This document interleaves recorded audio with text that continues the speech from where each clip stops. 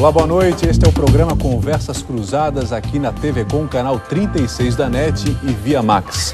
Hoje o programa discute um assunto bem polêmico que tem gerado muita discussão no Brasil, o Código Florestal. Hoje, no dia de hoje, a Associação Nacional dos Procuradores da República divulgou uma nota pedindo que a presidente Dilma Rousseff vete o projeto aprovado pelos deputados e senadores. É possível, então, atender interesses de ruralistas e ambientalistas? Esse é o ponto de partida do programa Conversas Cruzadas, que está no ar.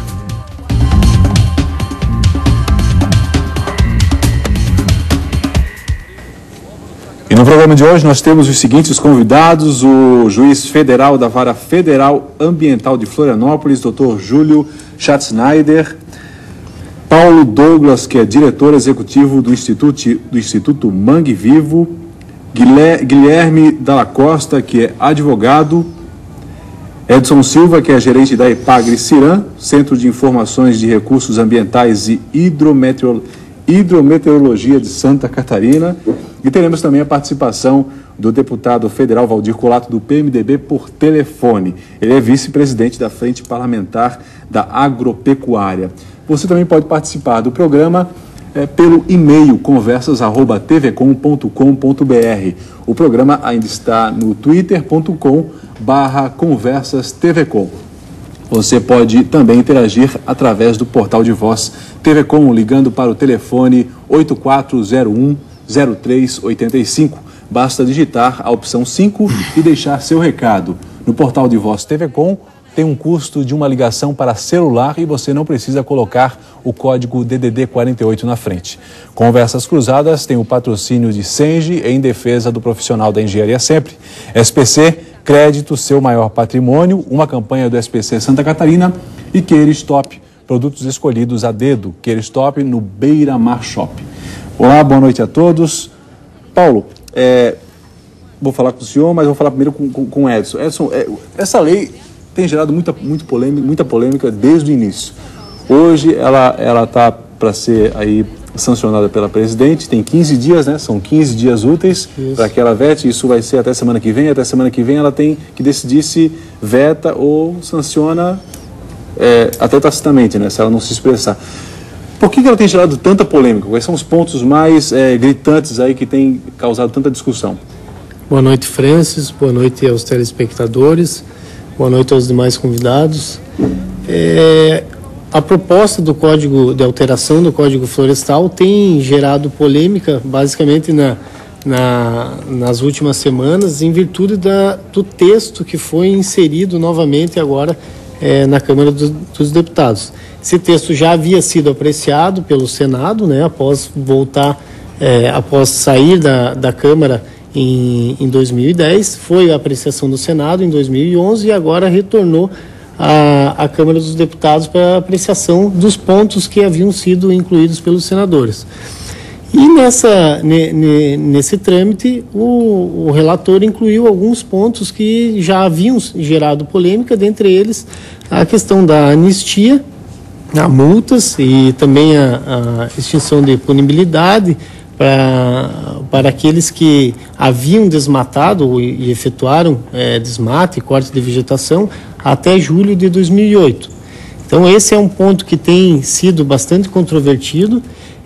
A questão também da recomposição das áreas que já foram degradadas, ou seja, há uma discussão acerca do limite da metragem da recomposição. Hoje está sendo proposta ao longo de cursos d'água de até 10 metros de largura que seja apenas revegetado 15 metros, né? E não como a atual legislação manda, que seria a totalidade de preservação, que é os 30 metros.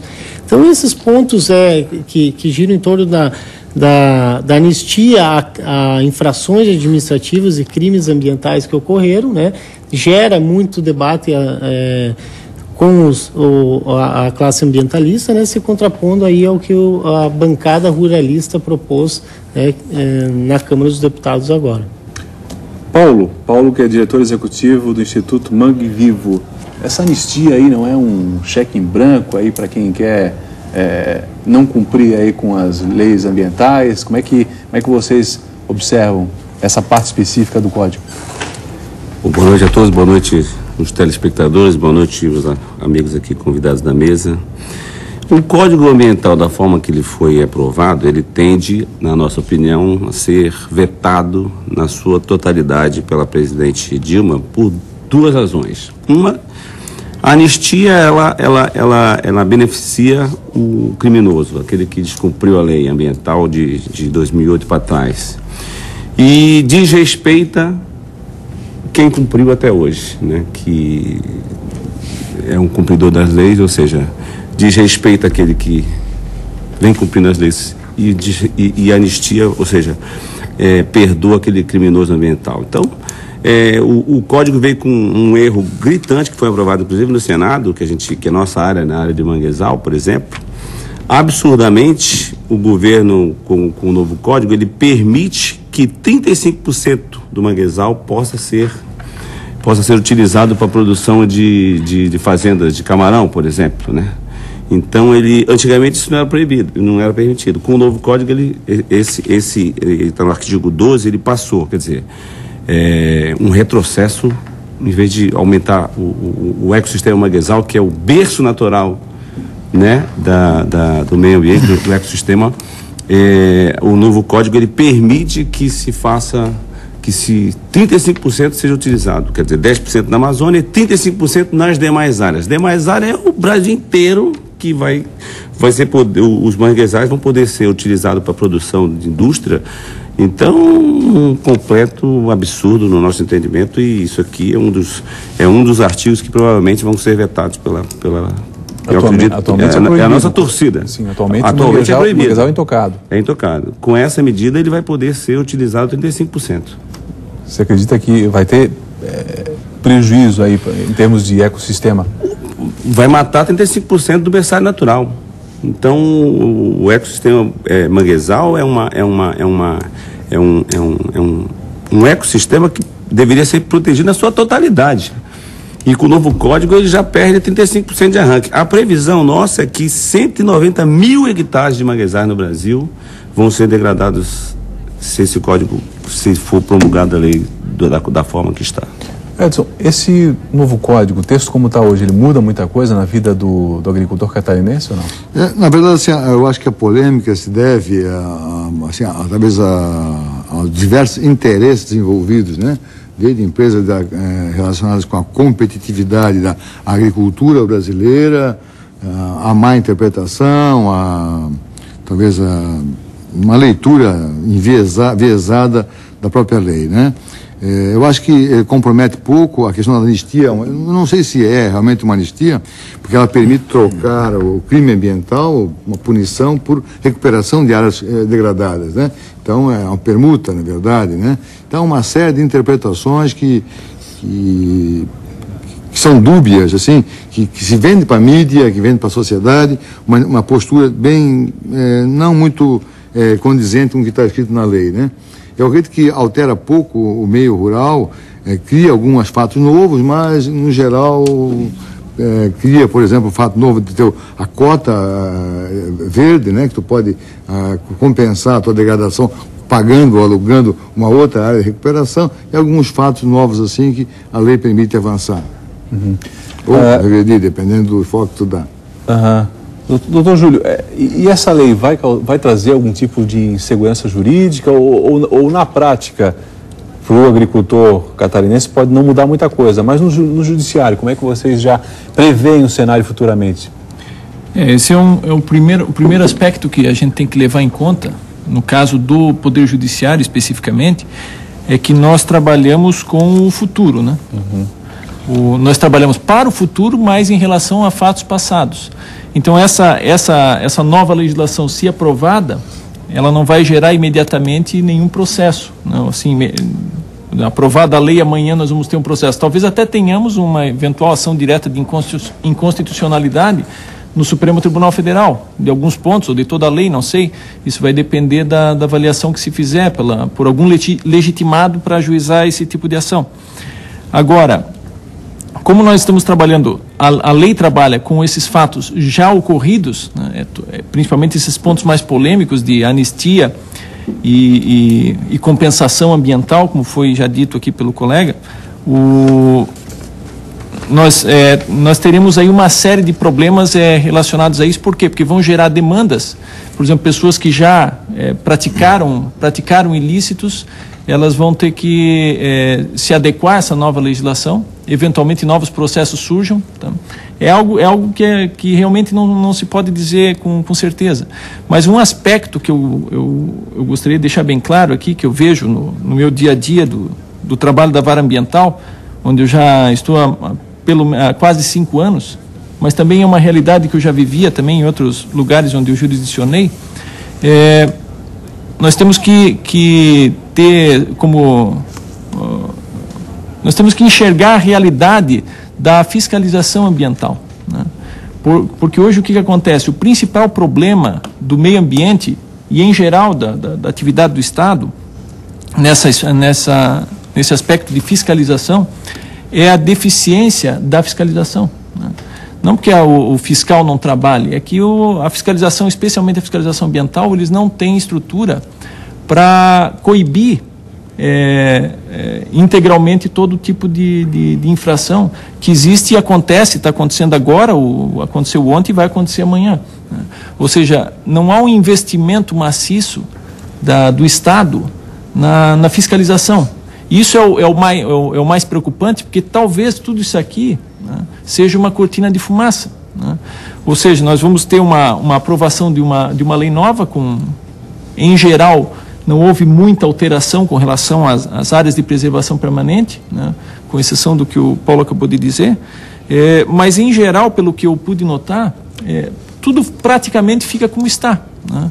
E se a gente não tiver uma fiscalização efetiva e funcionando bem, nada disso tem valor. Por quê? Porque o que está na lei só tem valor se a gente tiver como operacionalizar. E esse que eu acho que é o principal problema de qualquer lei, seja ela ambiental ou não, né?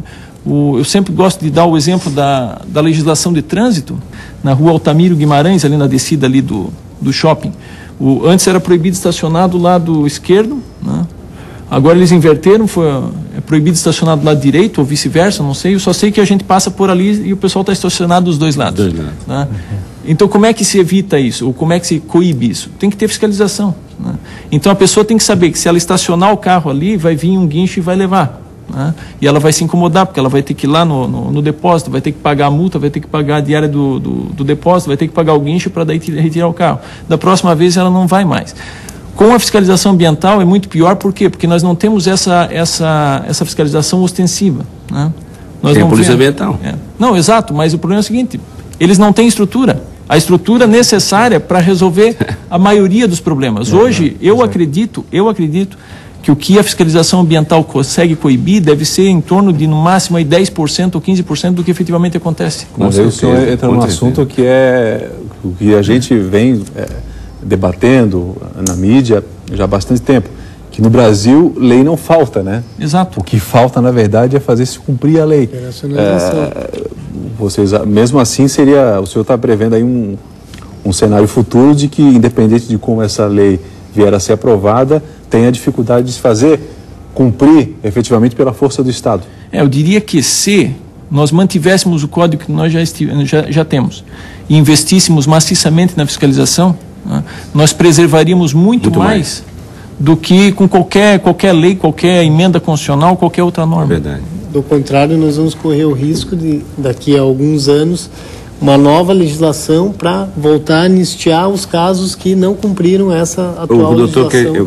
Quer dizer que a gente já tem uma lei ambiental eficiente. A gente não tem como cumprir, a fiscalização não pune o que já prevê o código, entendeu? Porque as ONGs são as que mais denunciam, né? Crimes ambientais é as ONGs. A gente que está aí toda hora botando a cara para bater. Mas o que aparece Estado, também eu já pedi, por exemplo, numa época que eu fiz uma denúncia contra a Casan, que ela estava despejando esgoto no rio, o meu pedido era que fosse preso pelo Código Ambiental, tinha que ser, pelo Código, ela estava cometendo um crime ambiental. Então, é previsto pena e prisão. Por que a gente não mandou prender à época? Pedimos, nosso advogado na época, para pedir para o presidente da Casan ser preso. Porque se ele fosse preso, o representante da Casan, o representante legal, com certeza ia criar um fato tão forte que, com certeza, ia se diminuir esse tipo de prática, né? Se a Polícia Ambiental prendesse mesmo, ou seja, com a denúncia, constatou o crime ambiental e fosse previsto pena de prisão, tinha que prender o sujeito como se fosse, cometesse qualquer crime na rua. Você vai preso ali, se você agride um cidadão, se o cara rouba, ele vai preso. E tem lei para isso. Mas para a lei ambiental também tem essa prisão legal, só que não se pratica esse. Paulo, porque assim, ó, o que a gente vê no dia a dia da vara ambiental? Em primeiro lugar, a fiscalização não tendo estrutura, ou seja, não existe, por exemplo, por incrível que pareça, um delito de pesca. Eu não estou falando nem de crime, eu estou falando de uma infração administrativa de pesca. O cidadão está lá dentro da reserva biológica do Arvoredo, pescando lá dentro. Ele é interceptado. Tá? O que vocês acham que acontece com o barco dele? O barco dele é apreendido. É apreendido, sim. Só que o barco é apreendido e ele fica como depositário. Então eu tenho um cidadão... Porque não tem onde guardar. Eles não têm onde guardar e eles não têm estrutura para fazer o processo tramitar de uma forma célere que leve à venda desse barco. Porque esse barco teria que ser vendido e esse dinheiro revertido para o Fundo Nacional do Meio Ambiente. O que tem acontecido? Eu tenho casos que se repetem. Então o cidadão já foi interceptado 3 ou 4 vezes lá dentro e continua como depositário do barco. Né? Então ele já cometeu 4 infrações. Eu costumo dizer o seguinte: se a fiscalização funcionasse mais ou menos, ele teria cometido uma infração. Porque nessa primeira o barco teria sido removido, ele não teria como pescar de novo. Certo. Se a fiscalização funcionasse bem, ele não teria cometido uma infração. Por quê? Porque ele já saberia que se ele fosse até lá, ele teria o barco apreendido já na primeira, então ele nem vai. O que isso significa? Significa que a vara ambiental também vai ter um processo a menos. Né? E nós vamos ter o quê? Nós vamos ter toda a população percebendo que a lei, ela funciona na prática. Não é só um pedaço de papel com algumas palavras escritas, né? E, aliás, eu falava sobre esse cidadão aqui, que é o Antonin Scalia, que é o juiz do Supremo Tribunal americano. Antes da Constituição de 88 ser promulgada, ele deu uma entrevista para a Veja, antes da Constituição ser promulgada, e perguntaram para ele quais seriam as opiniões dele a respeito de uma Constituição. E ele disse o seguinte: mas de modo geral considero que a essência de uma boa Constituição está no seguinte fato: ela não deve ser uma declamação de princípios libertários, a repetição desses princípios não os torna reais. E é o que nós vemos aqui no dia a dia da fiscalização ambiental. Né? Ou seja, nós temos a lei, mas nós não temos a lei sendo aplicada. Por quê? Por falta de estrutura. Eu vejo assim, o novo projeto, agora aprovado, visa dar uma certa tranquilidade, uma exeguibilidade à lei ambiental, né? E, entretanto, ela é conhecida agora com uma politização muito forte em relação em torno do tema, né? Tu vai na internet hoje, antes de vir para cá, andei pesquisando os prós e os contras, há uma polêmica assim... Ainda mais em ano eleitoral, né? E agora, vésperas de Rio mais 20, né? Exato. Então, todo mundo cria-se um clima propício para não se evoluir, né? Então, o que permitiria a lei, criar uma lei exequível, já que tu não consegue prender o cara da moto, mas pelo menos que ele cumpra uma pena alternativa, etc., corremos o risco de termos um veto, né, e botar tudo a estaca zero, que cria uma insegurança jurídica para o produtor rural, que ele tem que submeter uma série de procedimentos, de multa, de risco de ser feito, de ser aprisionado, etc., né? Então, infelizmente, foi um momento inadequado e criou-se um conflito político de força entre a bancada ruralista, ou o Congresso, ou a Câmara dos Deputados, particularmente, contra o Palácio Planalto, né? Então, gera uma ação mais política do que provavelmente técnica de encaminhamento de uma solução de um projeto, da questão de uma lei ambiental. E é justamente sobre esse conflito aí de interesses que nós vamos falar no próximo bloco. E será que quem cometeu algum crime ambiental com esse novo código vai ser anistiado, vai ser perdoado? E como é que fica a situação do produtor rural catarinense? Assunto para daqui a pouquinho, depois do intervalo.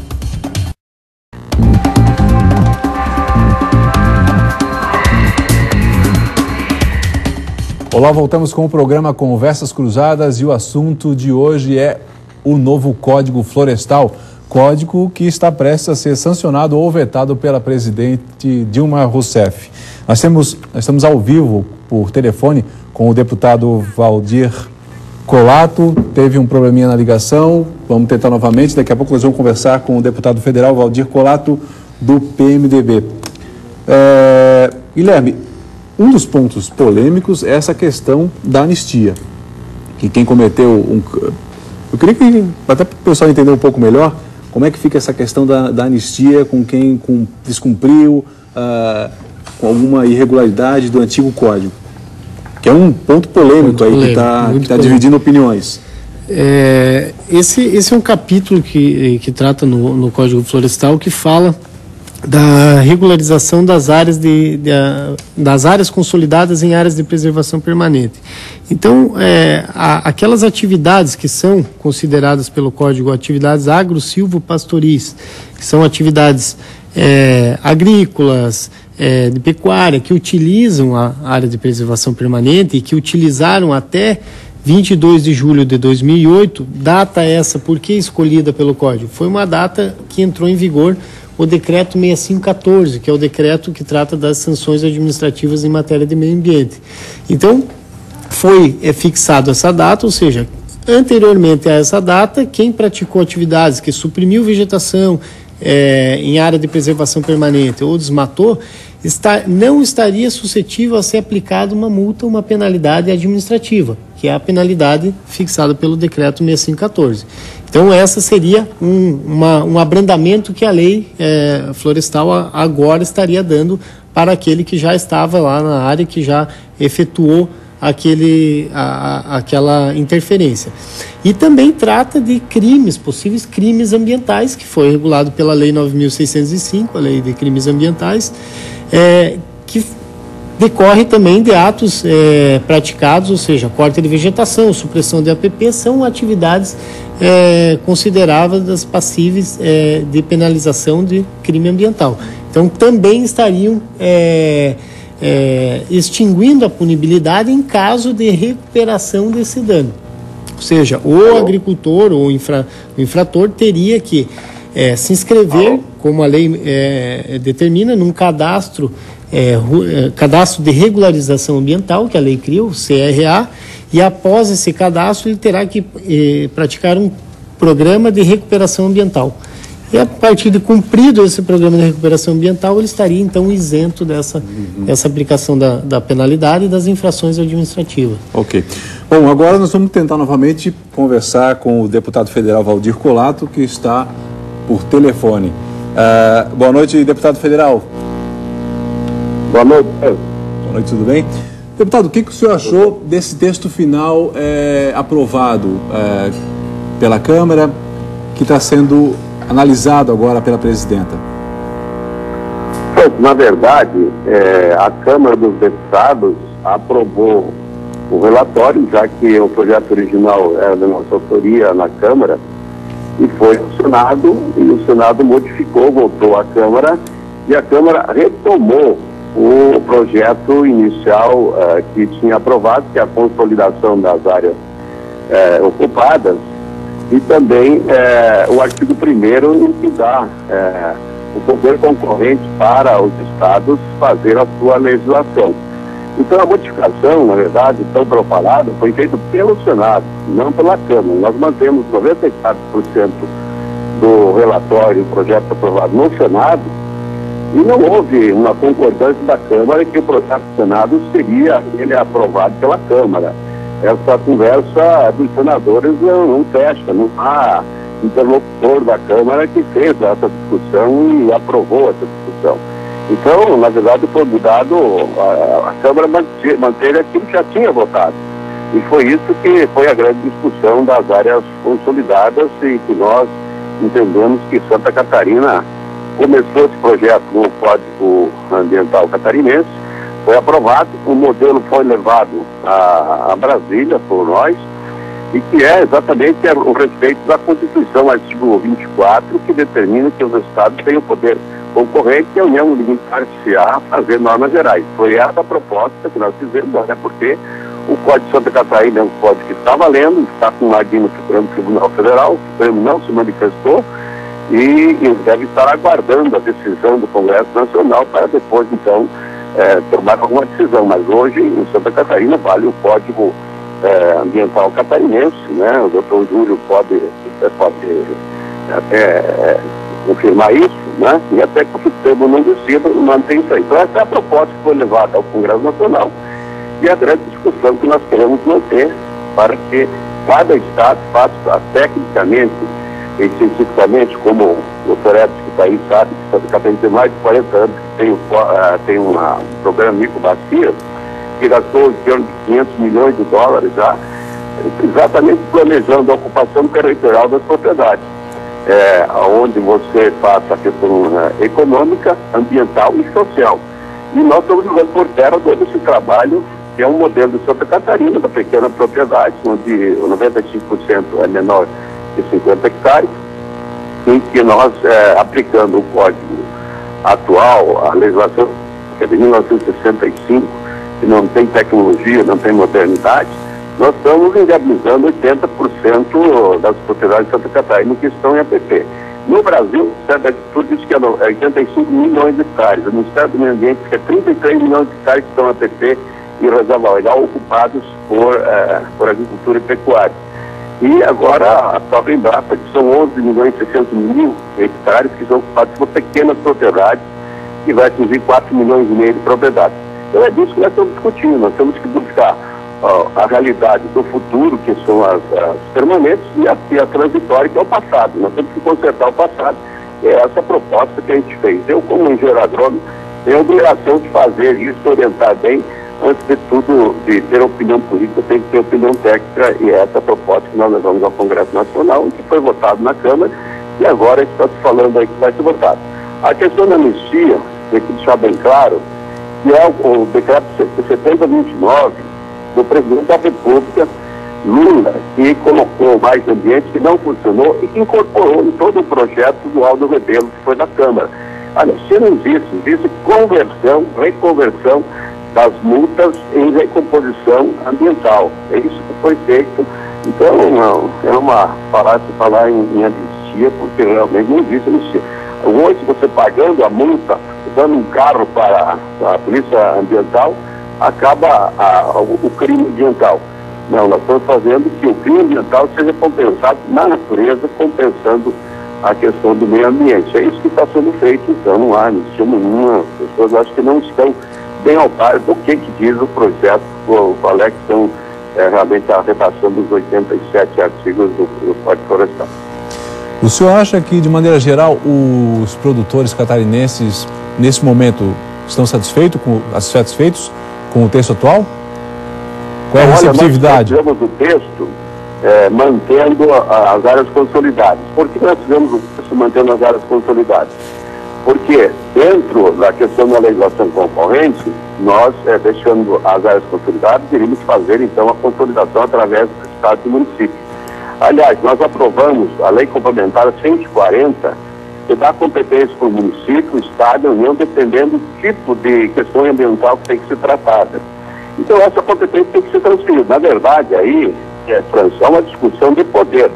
As ONGs aí representadas pelo Dr. Paulo, elas têm um poder infinito em cima do Ministério do Meio Ambiente, do CONAMA e do IBAMA. Quando você trazer isso para os estados e municípios, descentralizar, isso vai tirar o poder das ONGs, que hoje comandam esse processo ambiental há mais de 40 anos no Brasil. Então, essa é a questão que está em jogo, um jogo de poder, que nós queremos trazer a competência e a responsabilidade também para os municípios, estados e União. Santa Catarina ficou mal, por quê? Porque nós queríamos fazer as áreas consolidadas, e como foi votado na Câmara pela emenda 164 que nós apresentamos e aprovado, que o Senado derrubou, nós queríamos que não tivesse toda ela consolidada e os estados e municípios fizessem, então, um estudo técnico científico de acordo com a realidade, e aí sim, determinasse, como por exemplo Santa Catarina, que é no mínimo 5 metros. Pô, não tinha nada, no mínimo tem que colocar 5 metros. E se for mais, tem que ser feito pela EPAG. Está aí o doutor Edson, que sabe bem disso, que poderá ter 100% conforme a realidade daquela propriedade do solo, da topografia, da profundidade do solo, da largura do rio, enfim. Essa era a questão. O que fez o Senado? Modificou, trazendo 15 metros até 100 metros de afastamento de qualquer curso d'água. Entrou com recurso o deputado Sarney Filho para que mantivesse os 15 metros nos rios até 10 metros. Então ficou uma coisa meio atravessada aí, que se manteve de 15 metros nos rios até 10 metros e os outros não se manteve consolidação por metragem. Mas o capítulo do artigo 68 para as áreas que tiver atividade de agricultura pastoril, de turismo rural e ecoturismo. Então o CAP permanece, a exceção é os 15 metros nos 10 metros. Não é verdade que é 15 metros. E a legislação atual, quando você vai abrir novas áreas, é 30 metros a 500 metros. Inclusive, Francis, na cidade.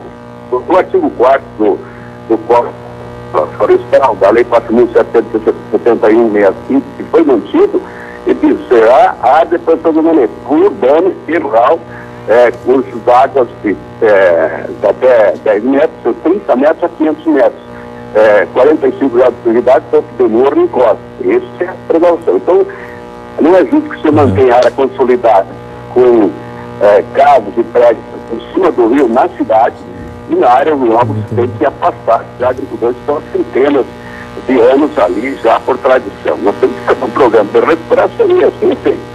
E como é que é a proposta?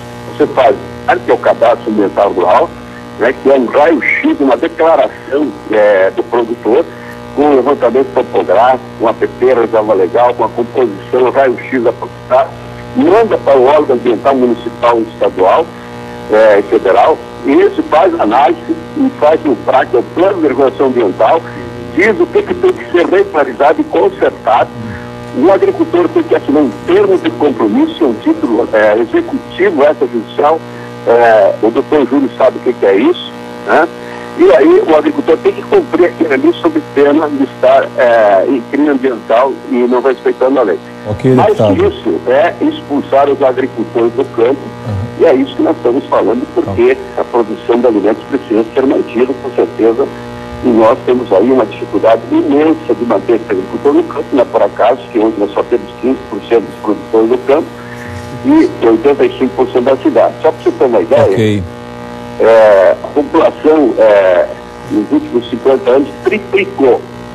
O consumo de grãos aumentou em 185%, de carne 433%, e a área agrícola só aumentou mais 11%. Então, nós estamos economizando a área e aumentando a produção. E por isso não podemos criminalizar e condenar os agricultores brasileiros. Ok, deputado, obrigado pela sua participação. O deputado Valdir Colato, do PMDB, por telefone.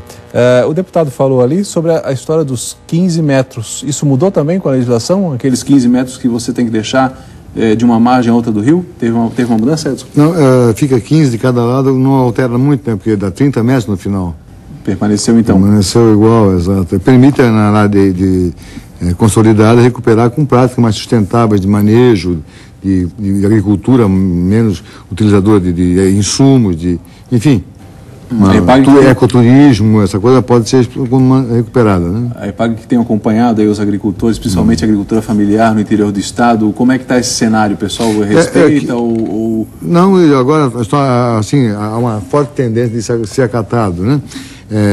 Infelizmente, assim, a lei catarinense era uma lei mais técnica, baseada mais em estudos locais, né? Como, diferentemente do Mato Grosso, que são áreas planas, existe um rio a cada 10 quilômetros, aqui nós temos um rio a cada quilômetro. Então, nesse sentido, seremos mais prejudicados, porque cheio de riachos, cheio de córregos, já que são áreas mais declivosas, naturalmente, existem mais fontes de água, né? Córregos de água, corpos de água. Muito obrigado.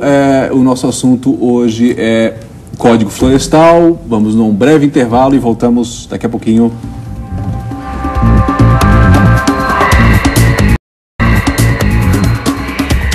Olá, boa noite. Voltamos com o programa Conversas Cruzadas. O assunto de hoje é o novo Código Florestal. Nós temos a participação aqui do Luciano pelo Twitter e, na opinião dele, esse código deve ser, que foi aprovado pela Câmara, deve ser vetado pela presidente Dilma.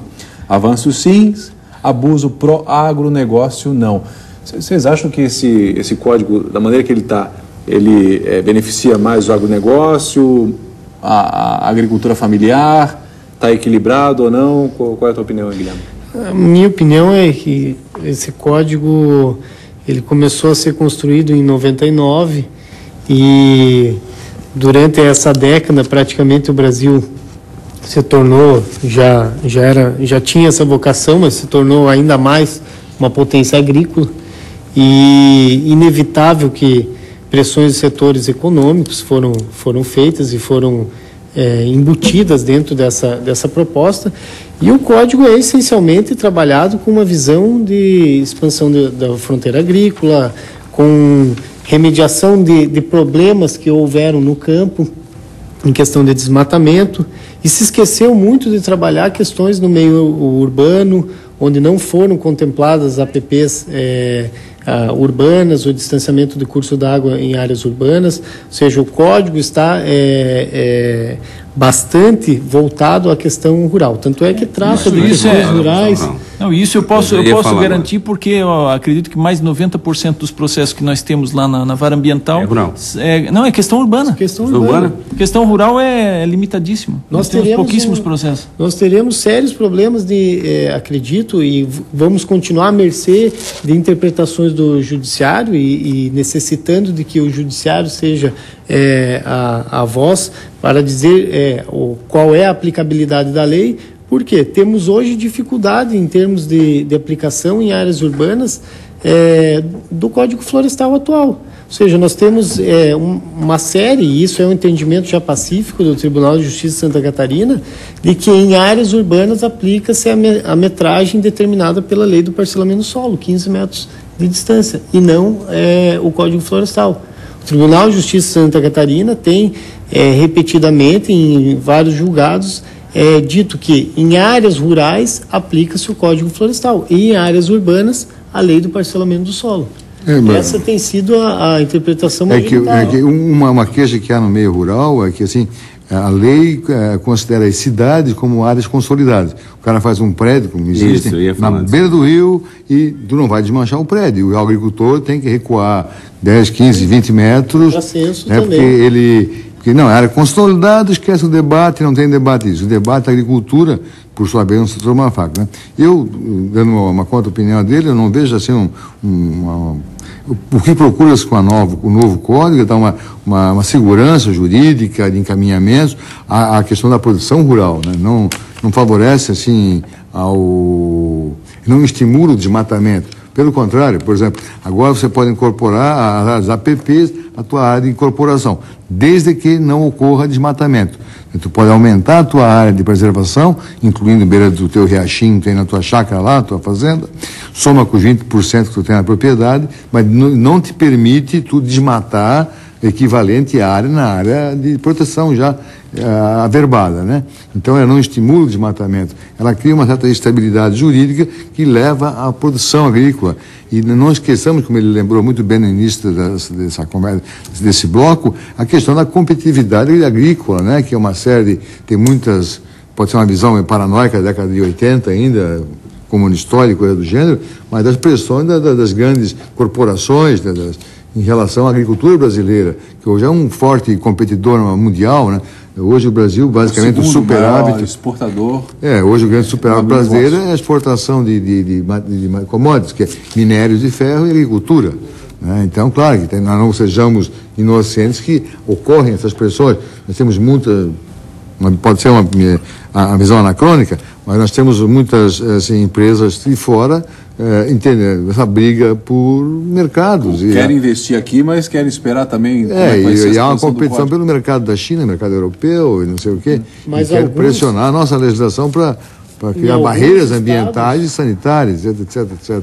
Em alguns estados da Amazônia Legal, essa proposta fala que poderá haver redução nas áreas de reserva legal. E aí, claro, há a possibilidade de se cortar mais vegetação do que hoje está previsto na legislação. Então, existem possibilidades de aumento do Código de Vegetação, e aí vai no contrassenso do que o Brasil tem propagado lá fora, que é o quê? Uma preservação, uma diminuição no desmatamento, uma redução das suas emissões, ou seja... resumindo, isso não se trata de numa lei que trata de uma política florestal. É uma lei de proteção à floresta, com aí algumas cai na obrigações, situação. não, Aí eu não temos uma política florestal definida ou nova política florestal sendo definida. Mas aí eu vou te fazer até uma pergunta aqui. O APP, por exemplo, em área consolidada urbana, né, que a lei aqui diz que vai vai se regularizar através do processo de regulação fundiária. Então a gente tem muitos imóveis aqui em Florianópolis que estão em APP. Já tem arruamento. O Carianos todo, por exemplo, nós fazemos lá a regulação fundiária no Carianos. O Carianos foi feito todo em cima de manguezal. Então, mais os moradores estão lá há mais de 20 anos, já estão com a situação consolidada, que é o mesmo projeto que o deputado está mencionando para a área rural, que situação consolidada é porque ele degradou para plantar e o morador aqui degradou para morar, né? Então é mais ou menos a mesma coisa. Só para lembrar, o Palácio do Planalto... O Palácio do Planalto está em cima da APP. O Palácio do Planalto, então, onde o nosso presidente está hoje, ela está em cima da APP, não é isso? E isso que as pessoas não entendem que situação consolidada é também moradia em cima da APP. Não é verdade? O Cristo Redentor está em cima do APP. E já existe legislação hoje, né, o Estatuto das Cidades, né, que já regula essa moradia consolidada em cima de APP. Eu acredito que o doutor Júnior sabe mais do que nós sobre isso. Mas então o código não vai inovar em nada, isso, né, doutor? Aparentemente ele não traz nenhuma inovação no que diz respeito a distanciamento de curso da água para área de preservação, para construção ou possibilidade. Trata alguma coisa, mas deixa ainda dúbio, isso traz uma insegurança jurídica no conceito de várzea, de canal de inundação ou de afastamento sanitário para curso da água e diz que isso tem que ser regulado pelo plano diretor. E aí cai naquela discussão... Tem um problema.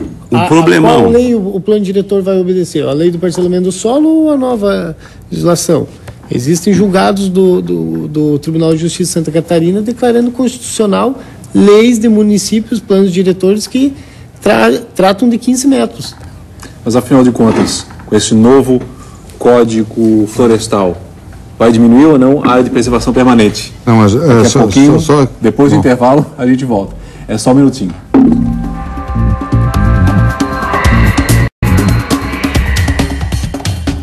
Voltamos com Conversas Cruzadas, o assunto é Código Florestal, o projeto foi aprovado pela Câmara dos Deputados, pelo Senado e agora está para ser sancionado pela Presidenta da República. Isso deve acontecer até a próxima semana.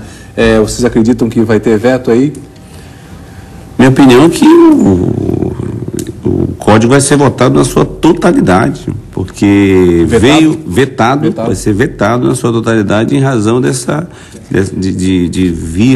ter ido de ser aprovado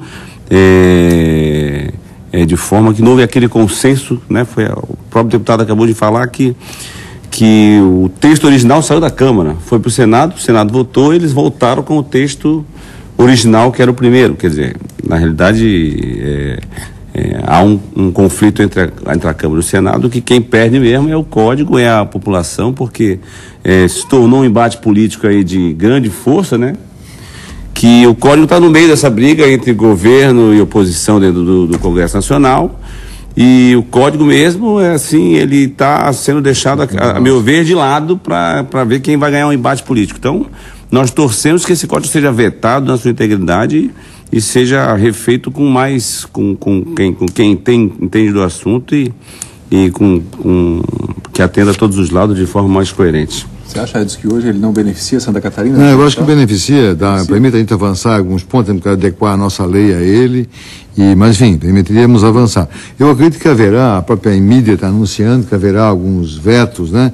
Talvez até para atender essa pressão internacional, face ao Rio Mais 20, alguns setores mais ambientalistas ligados a cenário nacional. Mas como muito bem lembra ele, a questão hoje, o código já torna-se até irrelevante face ao embate político que ocorre entre as forças, não é nem da oposição, que não temos mais oposição, mas as próprias forças da base do governo se degladiando internamente. É verdade. Mas um veto ou outro provavelmente haverá, mas ele acho que não vetará por inteiro. Doutor Guilherme, no caso de um veto parcial ou completo, como é que se procede o trâmite agora? Ele volta a Câmara, para o Senado. O último foi a Câmara, né? Aí voltaria no caso, para a Câmara dos Vereadores? Dos deputados, perdão. Vetando parcialmente, já é publicada a lei, porque há só o veto de alguns artigos. Se houver o veto total, esse projeto deve retornar aí sim para análise dos deputados e senadores, né, no Congresso, para que eles possam aí em escrutínio único, né, em voto secreto, decidir se rejeitam ou não o veto da presidente. E aí sim, acredito que não seria a melhor indicação termos um código florestal novo com uma lei promulgada, ou seja, que não foi sancionada pelo Executivo, né? Eu acho que não vai ser esse o caminho a ser tomado.